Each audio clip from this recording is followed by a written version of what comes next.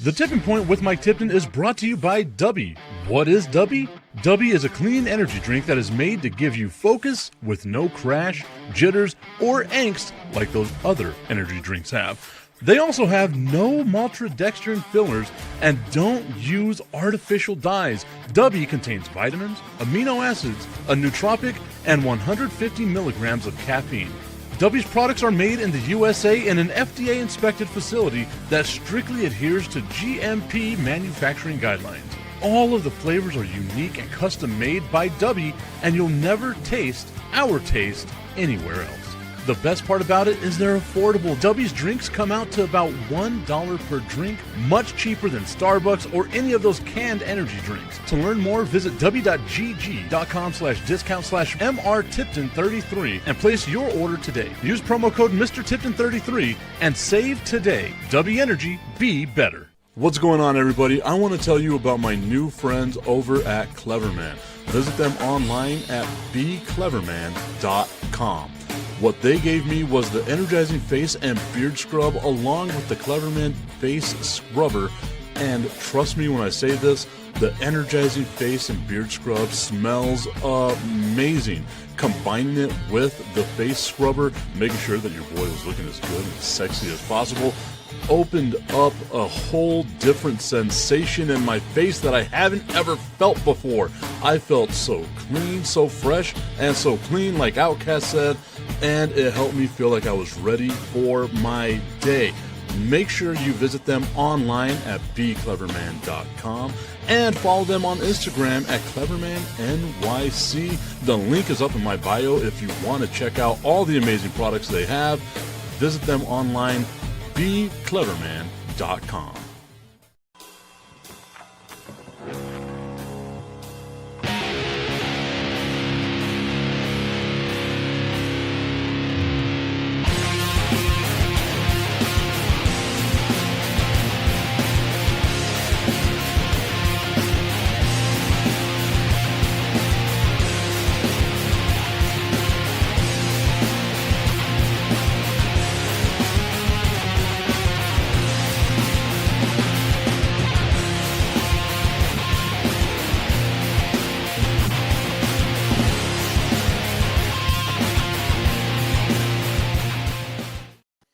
What's going on, everybody? It's the Tipping Point with Mike Tipton, hanging out with you here on a Monday morning, the first Monday of July. Hope that everyone had themselves a great holiday weekend, celebrating the Independence Day holiday that we just had, that just passed by. Once again, we are live, Facebook, Instagram, YouTube, LinkedIn. We are all over the place. We got our guy Ray from Locally Sourced saying, Mike, good morning. Good morning to you, Locally Sourced El Paso. Hope that you are doing fantastic today. I've got to double check and make sure that I am live on my own feed on Instagram. Making sure there's always little issues and things like that I got to come across, that I got to make sure I got fixed up. And it is me that's doing good. All right. So we are good over there on Instagram, making sure that we are good over there on Instagram. Got Death on a Hoodie podcast that tuned in, Peddling Coffee, who tuned in, Britt Mack, Larry Bolton, everyone that tuned in over there. Thank you so much. Our guy from Locally Sourced saying, this week we feature you. I had a great interview with Ray over at Locally Sourced El Paso, talking about a little bit of my journey on how I am, or how I got into radio, how I got into broadcasting, how I got into doing all this stuff. Our guy, Death in a Hoodie, saying, you are here, big dog. Thankfully, I am here. I don't know if that's a good thing or a bad thing, but we're there. And Locally Sourced featuring me this past, or as a matter of fact, I believe their most recent episode had Mayor Raynard Johnson on that episode. So if you're looking into all the things that are local here in El Paso, you can go check them out, Locally Sourced EP. They have me on. So you talk about a huge step backwards, a huge step in the wrong direction. I'm joking, Ray. Thank you so much for having me on your show. It was an absolute honor to be interviewed by you, and I'm looking forward to seeing how that turned out. If you make me look pretty, that's all I care about. Did you make me look pretty? More than likely not, because that's a hard thing to do.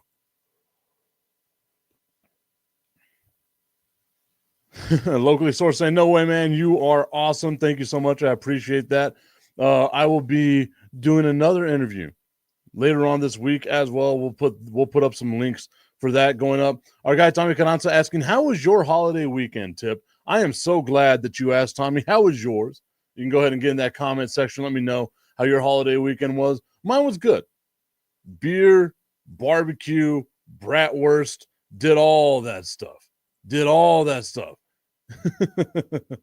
Locally sourced saying that they did have to add a whole lot of filters. You could have just had a lot of filters. You didn't have to have a whole lot of filters. I know that I need filters on this. This doesn't just, I don't just wake up and this happens. But it was a good weekend. I didn't pop any fireworks, didn't go out and buy any fireworks. I'm one of the rare people that whenever there's a fireworks ban, I will make sure I'm not popping fireworks. There were a bunch of fireworks in my neighborhood, though, so that was cool for the kids to watch, to be able to do that. Drove downtown, got to see the fireworks going off for the locomotive game and stuff like that. So that was a fun time for us. I was kind of surprised though, like made a little drive into New Mexico, saw some of the stuff off of Sunland Park, the fireworks getting blown up off of Sunland Park, so saw a bunch of those. My friends James and Pat, Rachel, they were popping fireworks up in Connecticut, so it made me a little sad not to be in Connecticut, but I was also so happy to be here in El Paso. Drove by the star, saw the red, white, and blue star. It was a good time. It was a fun, relaxing weekend. Very much needed a relaxing weekend. The rare time that I've had like 3 days off in a row in God knows how long, because normally I'm doing 6. Most people don't realize this. I do like 8 or 9, 10 shows a week. I know it doesn't sound like a lot, but there's a bunch of stuff going on in the background in order to get these shows going, and I do it 6 days a week. So finally getting a nice little reprieve from it, very much needed. Very happy to be back. Figured I took the best time to have an extended weekend because there was nothing, absolutely nothing going on in the world of sports. There's always a part of me that wants to watch the hot dog eating contest and stuff like that, but I also hate watching other people eat. It is absolutely disgusting watching other people eat. So I didn't go and watch the hot dog eating contest. I wasn't going to go and do all that. So for me, it's just a nice, relaxing, don't have to worry too much. Watched a lot of baseball. I know, Tommy, you don't care about baseball. Most people that tune into this show don't care about baseball. And I say that with the utmost confidence. Like we can talk baseball right now. We can talk soccer right now. Maybe some people out there watched Mexico defeat the United States in the CONCACAF Gold Cup. I watched it. It was a tough watch, but I watched it. I'm trying. I really am trying to get into soccer and covering soccer and doing all that stuff. I've got goals in mind, so I am trying. I am genuinely trying. And watching a 2-1 game was not something that I really wanted to. There were parts of it that I enjoyed.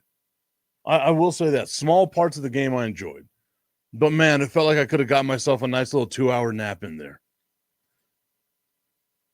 Ray Jackson, our guy over at Locally Sourced, saying, bro, the U.S. men's team played bad.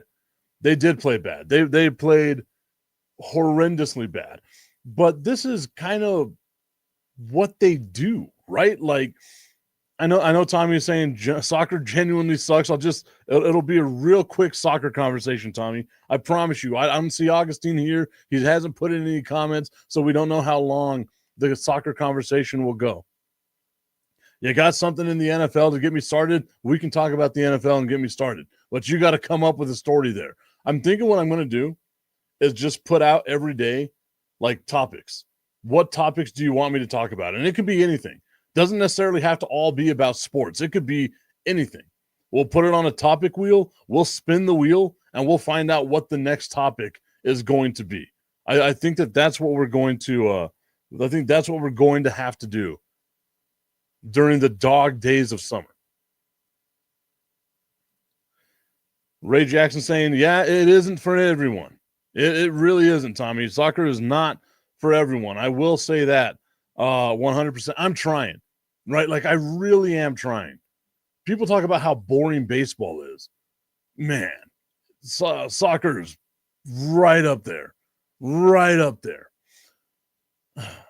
But going back to what Ray said about the U.S. men's team playing so bad. So bad. That's kind of what they do, isn't it? Under Pochettino, like they're a very bipolar type team, right? Like they lost, 5 straight games coming in to the CONCACAF Gold Cup. Then they win all the games in the Gold Cup. And then just somehow, some way, like there was no pressure. There was nothing, absolutely nothing to make you think, as our dude Adrian Zamudio tunes in saying, good morning to you, Adrian. Hope that you are having yourself a fantastic day, my brother. There was nothing in that last 30 minutes of gameplay that made you think that the United States was going to win that game against Mexico.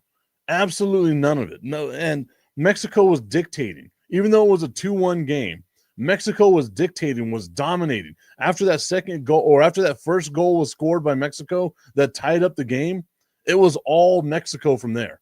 Like the United States had a couple of chances, but just couldn't seemingly get out of their own way. It was real sloppy. And this is coming from someone that doesn't really watch soccer. It looks sloppy to me.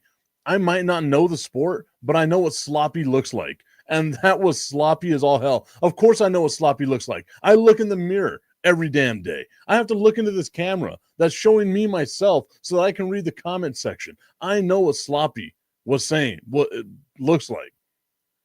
They were playing the wrong formation and totally changed their style. The U.S. played scared. It seemed that way, right? Like, I don't know if it was this broadcast or another broadcast. I was watching a lot of sports. I was just mainlining in my veins a lot of sports.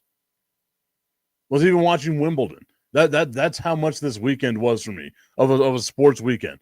Was watching wrestling, was watching Wimbledon, was watching all kinds of stuff. And one of the broadcasts had mentioned, the difference in playing to win and the difference in playing not to lose. And it really did seem like the U.S. men's national team was playing not to lose. They weren't playing to win. They're playing not to lose. And we see it all the time, whether it's basketball or football, and especially in football, right? You get in that prevent defense where you give up a ton of yards, but you don't want to give up the big play. You ultimately lose those games. I will never understand how or why teams go into the prevent defense. I will never understand that. That's playing scared, right? That's what that looked like to me. Was a team that was playing not to win, but a team that was playing not to lose. Adrian Zamudio saying that was an outside yesterday. Bobby in Lubbock, thank you so much for tuning in. MCY Bother, thank you so much for tuning in as well over on the Instagram feed. I appreciate everyone that tunes in over there. Trying to grow and do all those things, trying to be a better person. Tommy Cananza gave me something to talk about with the NFL. Cavante Turpin, wide receiver for the Dallas Cowboys, arrested on gun and marijuana charges. I've got to find that article. I had it up here. And I think I might have exited out, so I got to find that article once again. There it is. Dallas Cowboys All-Pro kick returner Cavante Turpin was arrested Saturday by the Allen, Texas Police Department and is facing 2 misdemeanor charges, according to online records. Turpin, who was 28 years old, was booked into the Collin County Jail on charges of possession of marijuana, less than 2 ounces, and unlawful carrying of a weapon. Crazy that unlawful carrying of a weapon is a misdemeanor charge. He was released from custody on Sunday after posting a $1,500 bond. Turpin, who also plays wide receiver, signed a 3-year, $18 million extension with the Dallas Cowboys in March. He led the NFL in return yard average, 33.5 yards, in the first year of the dynamic kickoff, and took 99 yards for a touchdown against the Washington Commanders. His average was the second highest in the league since the 1970 merger. He also had a punt return for a touchdown, becoming the only player in the league last season with a kick and punt returns for scores. Turpin also became the first Cowboy to have a punt, kickoff, receiving touchdowns in one season. He caught a career-high 31 passes for 420 yards, and 2 scores, including a 64-yarder. It is hilarious, and maybe I'm the only one that caught that, but it is hilarious that Kevontae Turpin gets caught on a misdemeanor marijuana charge and had 420 yards receiving last season. Tommy Canasta says, I think it has to be concealed if you have it in your car. That's going to be the bigger issue here, right? Like, you're Kevontae Turpin. You just signed a $18 million deal. You're going to get $6 million over the next couple of years to be playing football for the Dallas Cowboys. You cannot put yourself in dumb situations such as this in order to like it's dumb, right? Like, get your concealed carry. You have enough money to get yourself a concealed carry. Put the weapon where you're supposed to put the damn weapon at. Make sure it's where it's got to be. And you're in Texas, my guy, and I get it. Texas recently was like, no, we're not going to ban marijuana, but it's also Texas. Just don't do dumb stuff. And I believe that the NFL doesn't test for marijuana anymore. But the more you hear these charges of guys getting pulled over in states that don't have legalized marijuana, the more you're going to get the NFL testing for marijuana right now. So you need to just dial it back a bit.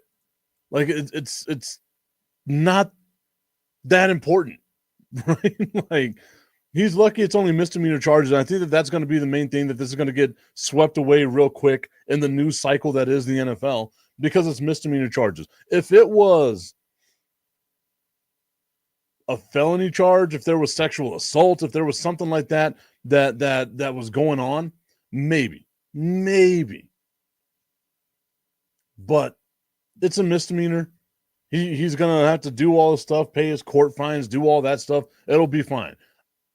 It's probably heightened on other networks because it's the Dallas Cowboys, and you got to have something to talk about with the Dallas Cowboys.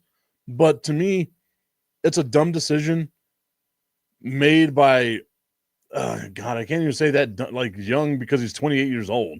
You should know better by now. But it's just a dumb decision.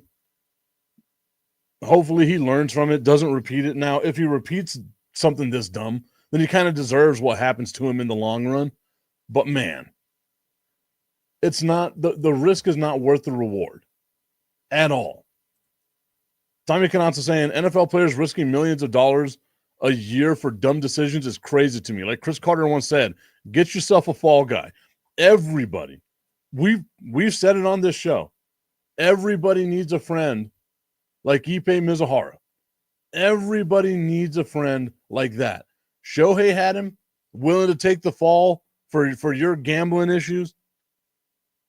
Ipe Mizuhara, everybody needs a friend like that.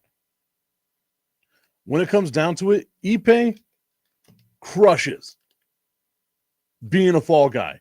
Go check out our friends at Crushed Peanuts. You can visit them online, crushedpeanuts.com. It is 9 grams of protein, a great way to supplement your workout, a great snack, something like that to help you out. Gives you tons of energy. Yeah, it gives you tons of energy. If you get that movie reference, awesome. One of the few movie references that I do. Crushedpeanuts.com is the website to go to. They sell them here in El Paso. Locally here in El Paso is where it's made, distributed in El Paso. Valero's, Chevron stations. Ask for it at your local Chevron or Valero. Absolutely phenomenal. I'm getting good at this, Tommy. I don't know what you're talking about. I'm getting good at this. Ipe crushed it crushed it as a fall guy. Everyone needs a friend like Ipe Mizuhara. I've said it a million times. I'll say it a million more times.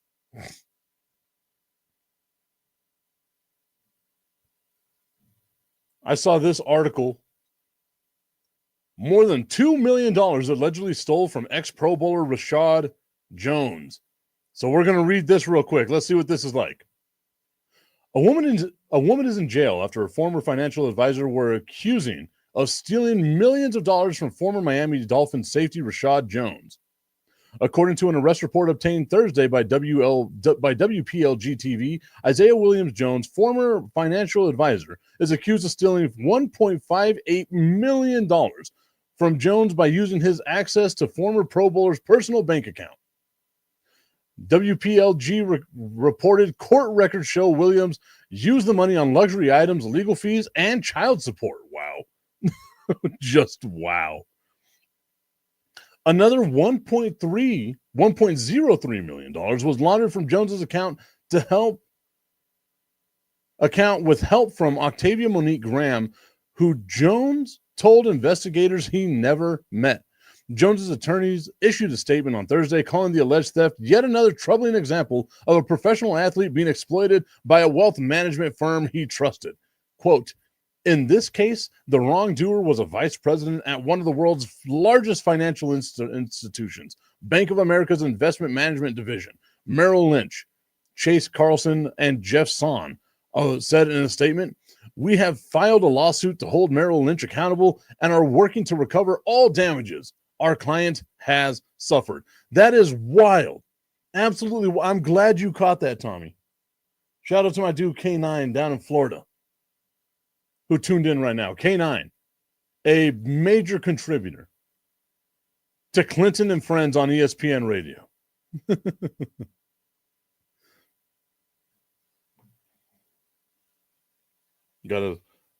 got an inside joke with that. I got to take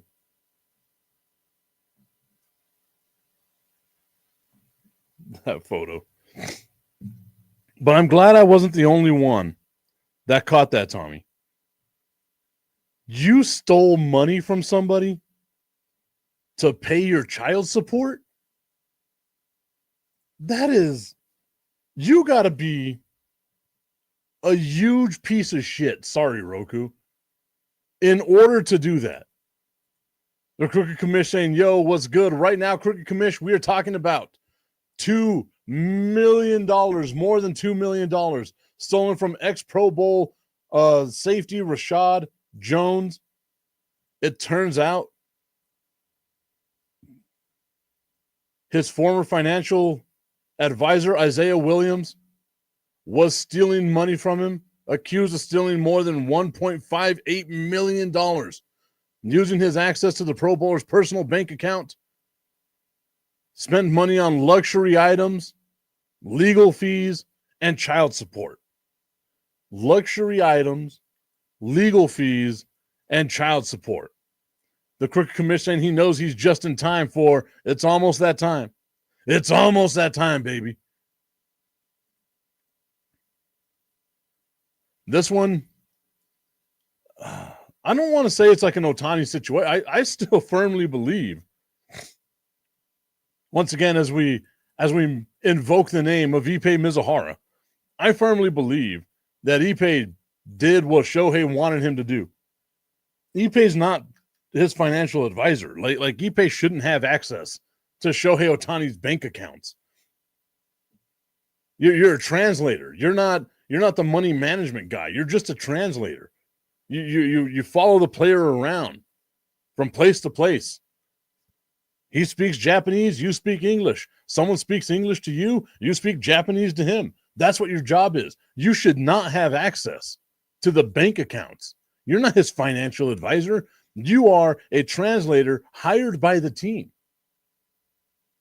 So I don't think it's necessarily 100% an Ipe Mizuhara type of situation or a Shohei type of situation. But whenever you have a financial advisor stealing $1.58 million from his client, to pay for luxury items, legal fees. I'd love to know what these legal fees are, and child support. Child support. You're a financial advisor. Like, clearly your career is done. Like, there's got to be jail time that goes along with this, but clearly your career is done whenever you're the financial advisor who has to steal from your client in order to pay your child support. That just shows you're a piece of crap on like more than one level. I wonder if he was like behind on his child support. You know, there's not an excuse. Pay your child support. You got a kid out there that you're not taking care of, the least you can do, the bare minimum you can do is pay your child support. Jesus, gets me heated each time. But I'm glad I wasn't the only one that caught that. Paying on child support. You stole money from someone to pay your child support. That is wild. Absolutely wild.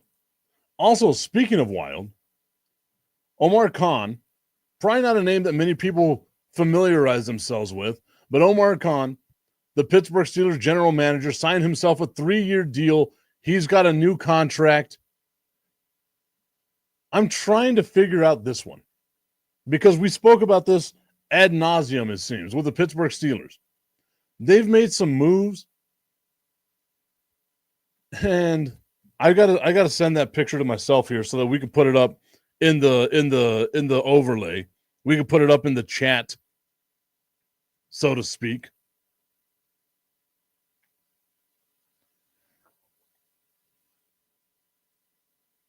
But the Pittsburgh Steelers, like we talk about them, we talk about all the stuff they did.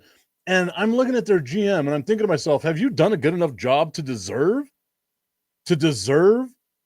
a contract extension? And it doesn't really feel, to me at least, like it's a job that he's done that's good enough to say, yeah, he deserves a contract extension. He deserves to be with the team all the way through 2028. And you can say, okay, well, the Steelers have a 29-22 record with him as the GM over the last 3 years. So they're okay. They're not great. They're not bad. They're just there. But it also feels like that's the issue with the Pittsburgh Steelers, isn't it? Like, isn't that the thing that everyone kind of gets upset about? Is that the Pittsburgh Steelers are not good. They're not bad. They're just there. Like, there's nothing, absolutely nothing inspiring about this team that makes you want to say, oh, okay, yeah, nah, that team, I've got faith in them. Even though they made the trades, they got Jalen Ramsey. They've done a whole bunch of stuff. This was the picture that I was talking about, that got me ready, or made me laugh a little bit. And you can see it's someone walking, stepping on a rake, go 9-8 with Mason Rudolph. Then you see in the bottom picture, jumping over the rake, doing all kinds of stuff with it like it's a skateboard, sign Aaron Rodgers. Trade down. Or trade for Jalen Ramsey. Make some more moves. Go 9-8. Like, they're still going to go 9-8. There's nothing about this team that makes me think they're going to be good. And I know a lot of people are like, oh, they have the ability. They can possibly be the third best team or the second best team in that division. And a lot of people are down on the Cincinnati Bengals. A ton of people are down on the Cincinnati Bengals. But Omar Khan getting a contract, getting extended for 3 years because the team is 29-22 in his seasons. They're going to be 9-8 again this year. So we're going to say they're going to be 38-33 or 38-30 at the end of this season. They're not a good enough team. That's not a team that anyone's going to be excited about. And whenever you compare them to the Cincinnati Bengals, I think what we saw from the Cincinnati Bengals last year was just the tip of what they could do. I just want to put the tip in. It's time for Just a Tip. That would make me uncomfortable. Promise that it ain't too much, but just Just enough, just a tip, just a tip. Just the tip? Just the tip. It's time for Just the Tip.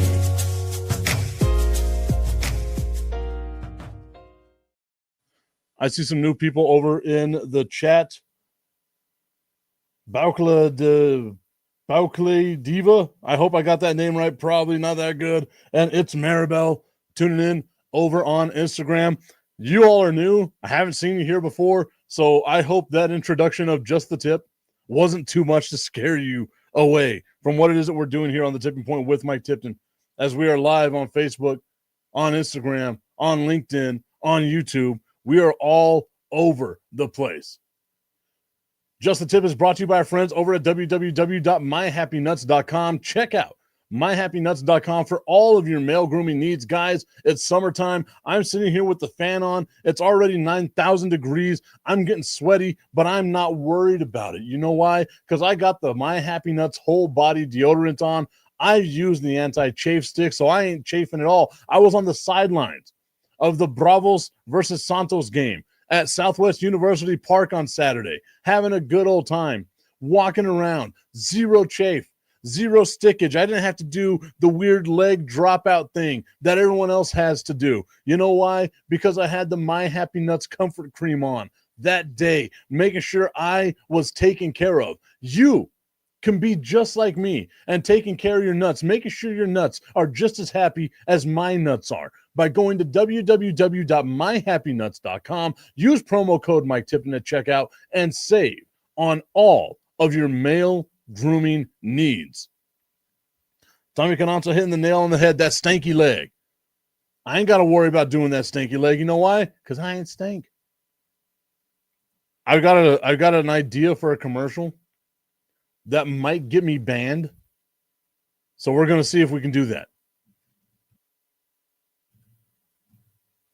Tommy Cananza saying the Cowboys and Texans came together and donated a combined $1.5 million to help the flood victims in Texas. $1.5 million.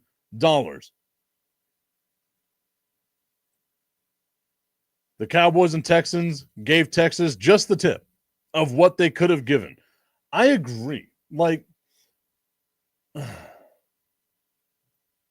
first off, it's an unspeakable tragedy. And I can't remember what day it was that I said this, but no parent should have to go through the pain of burying their child. Nonetheless, whenever you take that child to a Christian camp and you're expecting that child to be taken care of, and again, this isn't on the camp, right? This is on the National Weather Service not letting people know how bad this rainstorm was going to be. Not putting out any warning. You can say we put out a warning at 1:45 in the morning.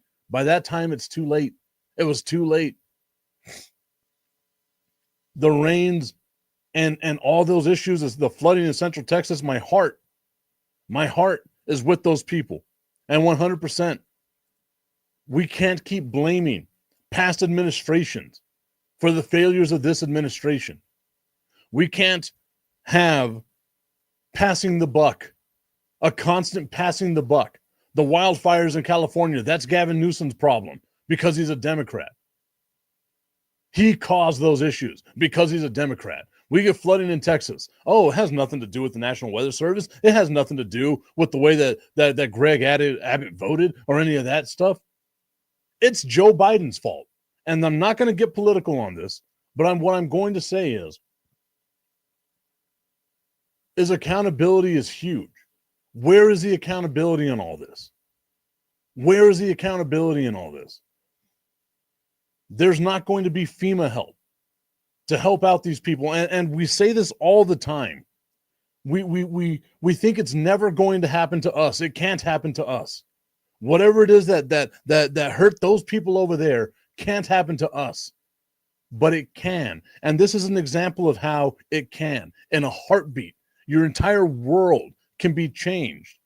And good on the Dallas Cowboys and good on the Houston Texans for giving $1.5 million to the victims of the floods. You are billion-dollar franchises. 1.5 million is a huge amount. Any one of us would be happy with that.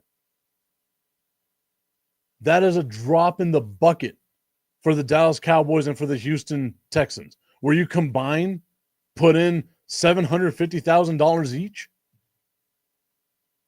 Granted, it's better than nothing, but it also feels like nothing when you look at the books of these two teams. An unspeakable tragedy. Something I didn't want to necessarily talk about today, so thank you, Tommy, for bringing this up today. No parent should ever have to bury their child. And we shouldn't have to worry about whether or not the National Weather Service is going to be able to get this stuff right. You are playing with people's lives right now, and you cannot do that. And there is no justification for doing it either. Woosah, though. Woosah. It'll be all right. I'll be okay. That's enough for the political portion. I'm surprised. I see the audience stayed while I was on my rampage here.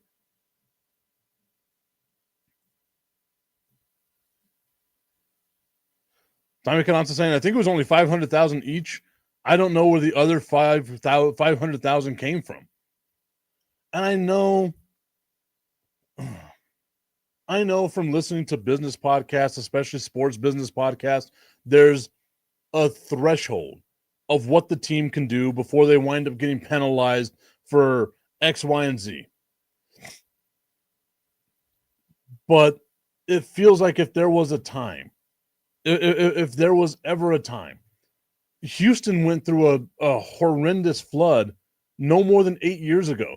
I was at ESPN whenever Houston was going through that flood. I remember getting messages and having people come into my office and ask me all the time, Tip, how close is El Paso to Houston? And I would laugh a little bit. My sister lives in Houston, so I was worried. I was worried about my state, all the stuff that was going through that. And J.J. Watt got more money than that. Like the Houston Texans and the Dallas Cowboys can do more than $500,000 each. A total of $1.5 million. But I feel like they can do more than that. And maybe that's just the beginning, right? Maybe that's just the tip of it all. That's where we get started is that 1.5. But let's not forget what J.J. Watt was able to do in Houston whenever he had those unspeakable floods in Houston. We just had another tragedy here in Texas, and I'd love to see. I'm sure the Spurs are going to do something. I'm sure all the professional teams are going to do something. But you are billion-dollar industries. $500,000 don't seem like that much. It's better than nothing. Don't get me wrong.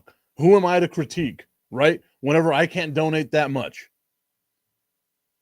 But if you have the means, that it really does feel like, come on. Like Tommy says, step your game up, player. Come on, Jerry. Step your game up, player. 915 Takeover Show says, brother, do a flip. I can't do that. I cannot do that at all. And saying, I agree with you, bro. I appreciate y'all agreeing with me on that. It's a sensitive subject. And again, like I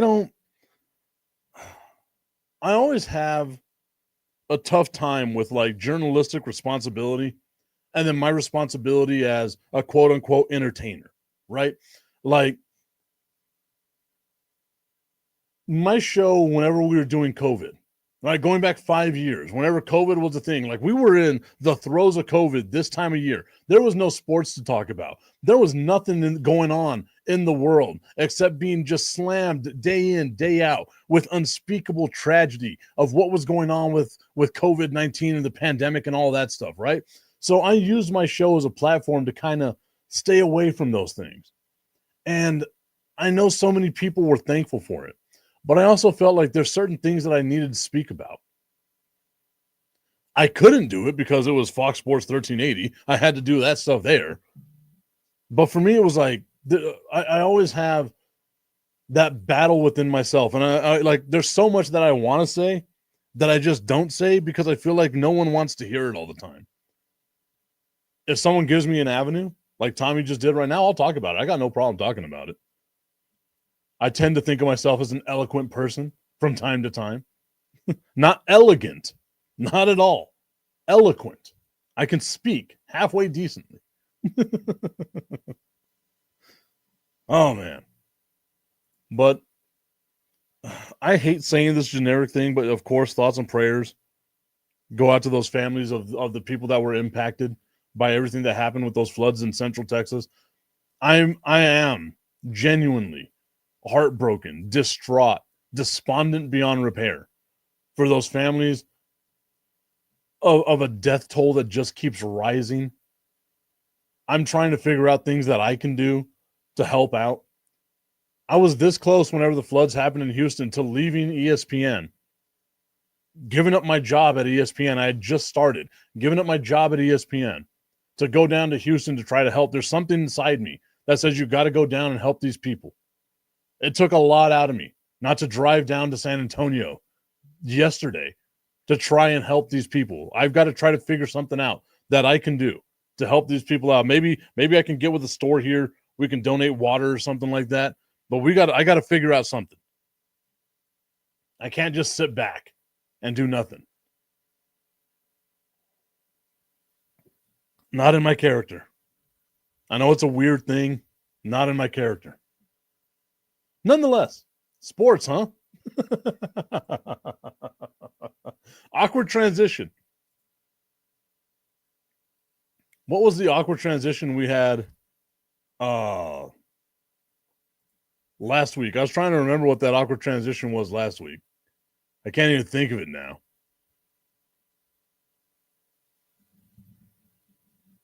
Okay, looking at some of the other sports headlines that are out there.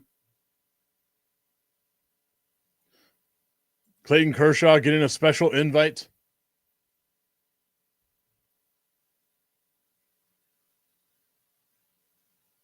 to the MLB All-Star Game.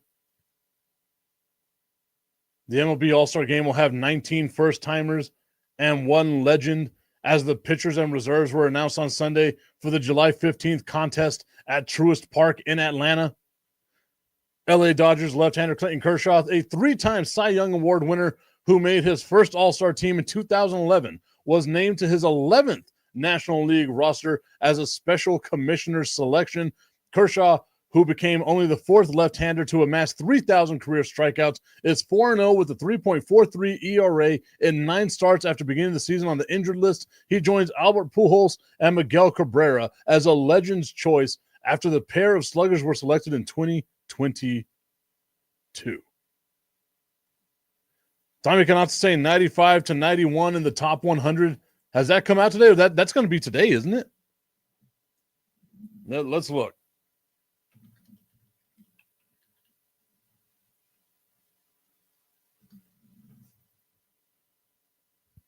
Yes. It is going to be today. I don't think I'm going to make predictions for who's going to be on this list. I think I know who number 1 is going to be. And I think I think I know who the top 10 is going to be. I think the top 10 is going to kind of stay the same. You're going to have guys like Josh Allen. You're definitely going to have guys. What?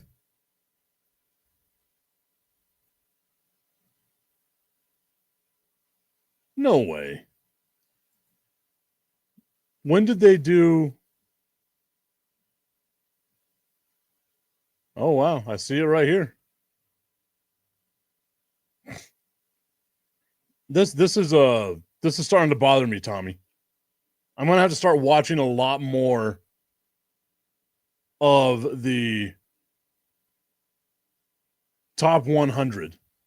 Like a lot more of the NFL Network to keep up with this. I'm going to have to add it to like my favorites on Hulu. So that way I can see this. I see the list right now. Had to look it up. I'm looking at the list right now, Tommy. Don't yell at me. I'm sorry. But mine shows all the way to 90. I wonder if that's like a mistake, like someone accidentally put it up there when it wasn't supposed to be there. So number 100 was Ladd McConkey, who I challenged everybody to tell me what Lad McConkey looks like without looking it up, to know what Lad McConkey looks like, and then search it and be like, no, I kind of had it wrong. You know, it's a white guy.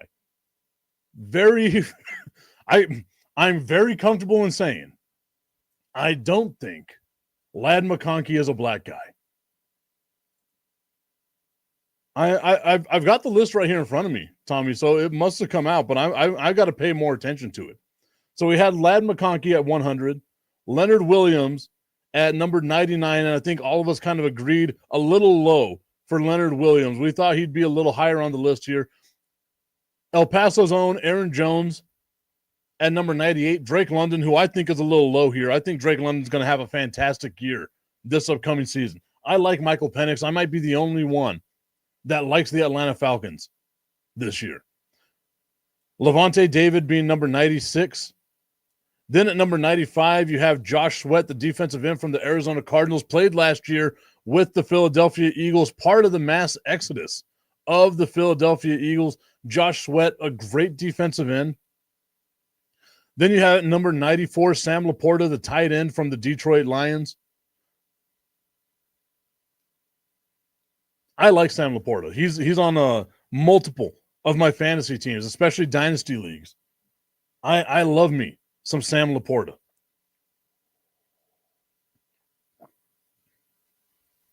Being at number 94 feels a little low. I don't think he had the type of season people thought he was going to have last season. It felt like people were expecting more of him. But I like Sam Laporta. I think that's a low ranking for Sam Laporta. Then we finally get ourselves a big, fat offensive lineman, a big, beefy man, just slapping meat against another big, beefy man. Creed Humphrey of the Kansas City Chiefs becoming the first offensive lineman on the list here. I agree with you, Tommy. It feels like Josh Sweat and Sam Laporta are a little low, but we've got to see how the rest of this list plays out. I've already seen one name on here where I'm like, what the F is going on? Like, there's no way. Unless we're just allowing everyone at this position to be on the list. There's just no way. Safety Jesse Bates at number 92 from the Atlanta Falcons, 62 solo tackles, had a sack, 10 passes defended, 4 forced fumbles, 1 fumble recovery, 4 interceptions. So a great season for Jesse Bates last year. And then comes the name where I have a huge question. At number 91, Tua Tagovailoa. 2,867 passing yards, 19 passing touchdowns last season. Let's bring up the Tua stats.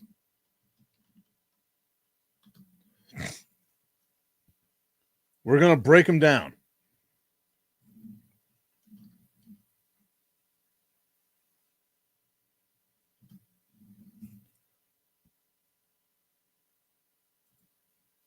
Let's see where he lands in pro football fantasy focus and all that stuff. He is rated, Tua Tagovailoa is rated as a 23rd quarterback in NFL fantasy, which means to me, because I feel like a lot of these lists are very similar, it feels like to me that in the top 100, if we have 23 quarterbacks in the top 100 and Tua Tagovailoa is one of the top quarterbacks in the top 100, then we are doing something wrong, man. Like, Tua, and this is coming from a dude that absolutely loves a left-handed quarterback. Absolutely loves a left-handed quarterback. And I'm sitting here thinking to myself, there's no reason, none whatsoever, that Tua Tagovailoa deserves to be in the top 100. I am trying to think of a reason. The Miami Dolphins had a bad season last year. He was injured a lot last year. He's rated ahead of Sam Laporta and Josh Sweat. Tua is? How and why?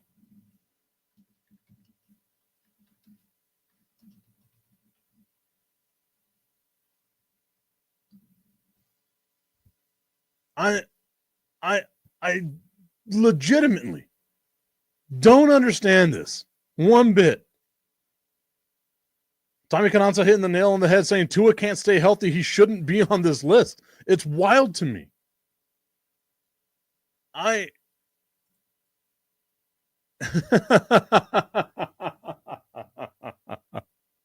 Cricket Commission saying he won't even remember that he was in the top 100. Shake my head. But that's the thing, Tommy. Like, if it's a quarterback thing, like, there's 23 quarterbacks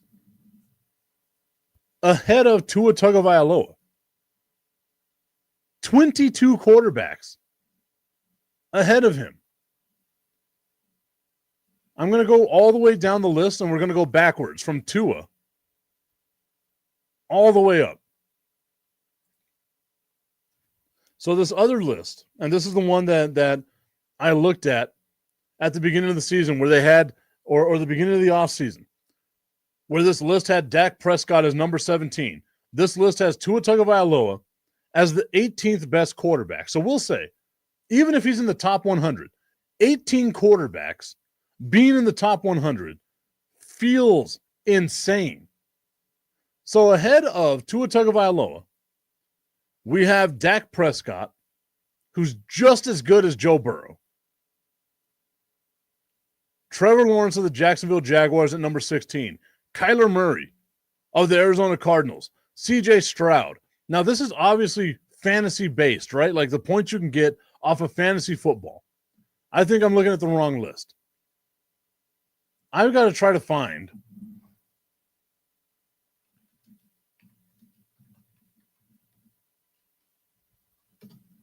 actual quarterback rankings.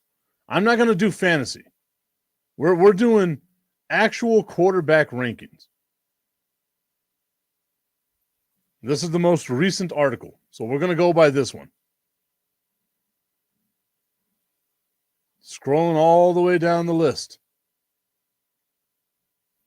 until we find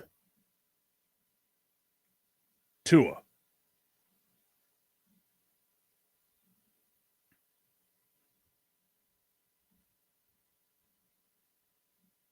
Jesus, we got to go down this list. They have Tua.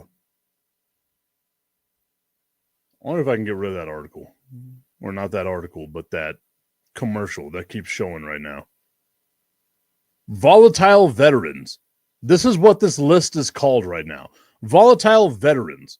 And it's got names like Geno Smith and Aaron Rodgers, Trevor Lawrence, Tua Tagovailoa. And this is what it says with Tua's profile here. The medical conversation can't be oversold here. Tua has played one full season in 5 years with the Miami Dolphins. Aside from that, he's been polarizing, offering top shelf accuracy, 68.1% career completion rate, but struggling mightily when pressed to create plays out of script when it counts. Would you take Tua over Trevor Lawrence, over Geno Smith, over Aaron Rodgers, over Drake May, over Caleb Williams, over Bo Nix, over CJ Stroud, over Baker Mayfield, Dak Prescott, Justin Herbert, Jordan Love, Brock Purdy, Jared Goff, Matthew Stafford, Jaden Daniels, Jalen Hurts, Joe Burrow, Lamar Jackson, Josh Allen, and Patrick Mahomes? That list of quarterback names right there are all ranked ahead of Tua Tagovailoa. All those quarterbacks, including Aaron Rodgers, ranked ahead of Tua Tagovailoa. Tommy Cananza says he's going to take him just over Drake May. I kind of get that, right? Like he's a rookie, or he was a rookie. You got to see what he looks like in season number 2, in his sophomore season. Kyler Murray, Sam Darnold.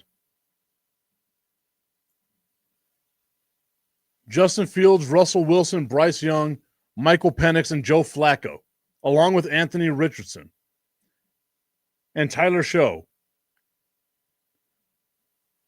are the only quarterbacks ranked behind Tua Tagovailoa. The only quarterbacks ranked behind Tua Tagovailoa. Anthony Richardson, who I think we can all say, not the guy. Tyler Show, maybe. Joe Flacco, 1,000 years old. Michael Penix, I think, is going to be much better than Tua. Bryce Young, I think, is probably going to be better than Tua. We have seen time and time again the Miami Dolphins not be the team that we expect the Miami Dolphins to be. Like, just without a shadow of a doubt, they haven't been that team. Having Tua Tagovailoa as the 91st best player in the NFL feels like absolute sacrilege. Shout out to Brock Marine, who tuned in over on Instagram. Thank you so much for being a part of today's show. Remember, we are live, Facebook, LinkedIn, YouTube, Instagram, all over the place. More news coming around the corner on what's going to be happening with the Roku channel. But Tommy, this is, you said you saw 95 through 91. And I want to see if this list is right. So I'm going to be watching tonight as we get number 90 through 86. If number 90 is indeed Zach Allen, because I feel like somebody added him to this list well before he should have been added to this list. So we're going to be watching this and see if Zach Allen, the defensive end from the Denver Broncos, is number 90 on the list today. And I'm going to be going through, watching on the NFL Network, all of these numbers that are going to be revealed. So let's see if that's the way that it's going to be.